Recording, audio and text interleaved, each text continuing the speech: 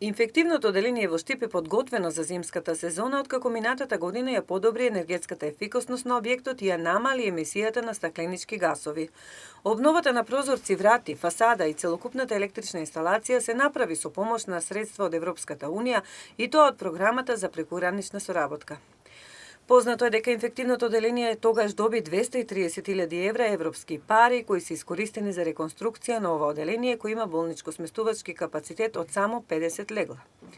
Но одделението за инфективни болести во рамките на клиничката болница единствено ваков вид во регионот го преполни сопствениот капацитет. Стоденешните 49 вкупно хоспитализирани од расположливи 50 легла се става по знак прашање неговото нормално функционирање. Во Штип има зголемен број на заболени од коронавирус. Тоа е информација за која се молчи од како вирусот длабоко навлезе во Штипската слободна економска зона. Големите стопански капацитети во кои работно гравитираат стотици вработени од околните општини евидентираат носители на коронавирусот. Бројката секојдневно расте и кај 2 конфекции во моментот се потврдени нови случаи на заразени вработени. Сите се праќаат дома или на болничко лекување. Реално, прашањето за просторно болничко сместување на новозаболените пациенти е болно. Кој ќе ја диагностицира и лекува инфраструктурната болничка мана на штипското здравство?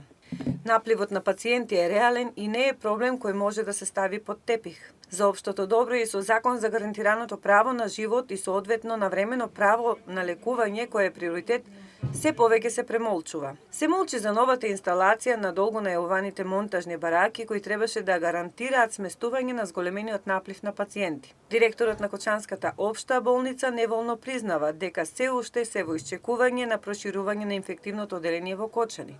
За проширувањето на Штипското одделение се уште нема сериозни индиции.